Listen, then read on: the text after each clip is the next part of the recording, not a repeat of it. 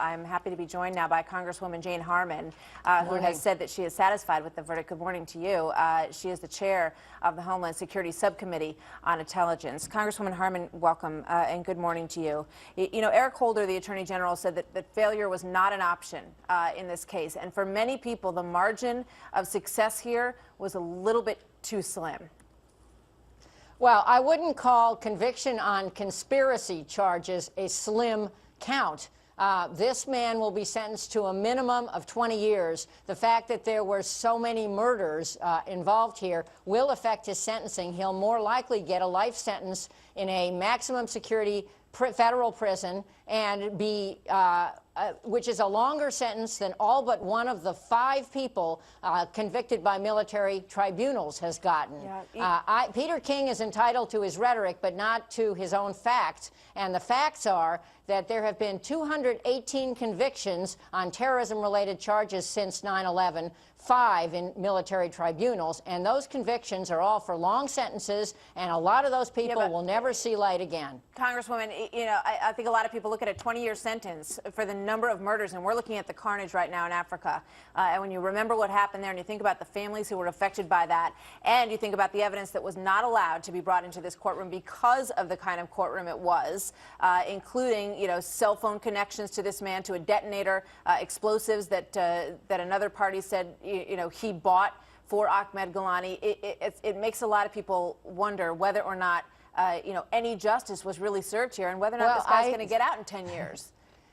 He's not going to get out in 10 years. How do you the know 20-year that? sentence is because the 20-year sentence by law is a minimum sentence, and he's more likely to get a life sentence. And let's understand that that testimony, which the judge disallowed, but which federal prosecutors pushed to be allowed, was coerced by torture. And most people believe that even in a military tribunal, that kind of evidence wouldn't have been admissible. The practices that were used to get that evidence have been discontinued, and that is a good thing. And oh, by the way, I'm fairly familiar with the charges brought against the higher value targets like KSM, and I'm very confident that they will be tried and convicted in federal court and will get a life sentence or the death penalty in every single case. But don't you think, Congresswoman, with all due respect, that in light of what happened in this courtroom, to see him convicted on one conspiracy charge, and I know you say that's a big deal, that conspiracy charge, but I don't know how you can conspire to blow up a U.S. building that is full of people and not get any murder charge out of that. And a lot of people think this was, you know, a juror's deal that was made even to get this one charge. So where does your level of confidence come from with KSM, given what we saw play out here? Well, I'm a trained lawyer, and I think the evidence against the high-value targets is much more elaborate and complete from multiple sources, and to the extent that there is some tainted evidence, it probably won't be admissible, as it would not be admissible in a military tribunal. But I think we have overwhelming cases against these people, and let's understand where they are right now. I have actually seen them. I've been to Guantanamo 4 times. They're in very comfortable prisons. They have balconies. It's a Caribbean climate there. They can pray all day and have unlimited access to DVDs and the food that they like. But they would not like to go to any kind of federal prison and leave the comfort zone that they're in. And so I think this is a much improved idea to try these people for their heinous crimes and convict them and either give them the death penalty or life imprisonment. Well, let me ask you this then.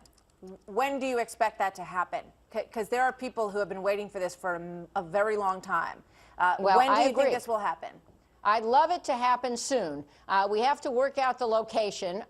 Eric Holder, as we all know, announced that the Southern District of New York would be the location, and there was enormous pushback for security reasons. I'm not going to second judge what he does now, but this fellow, Giuliani, was just tried in the Southern District of New York, and there were no security issues. We know how to try people in America. We know how to incarcerate them, and living by the rule of law projects our values, and that helps us win this argument against would-be terrorists. What would you tell the families of the 9/11 victims about your prediction? Is this going to happen before the presidential election in 2012?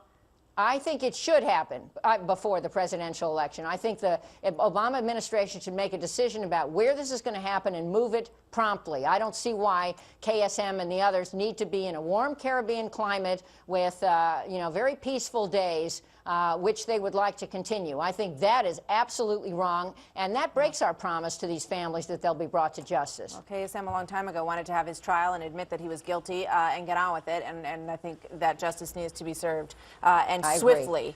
Congresswoman Jane Harman, thank you very much. It is very good to have you with us today. Thank you.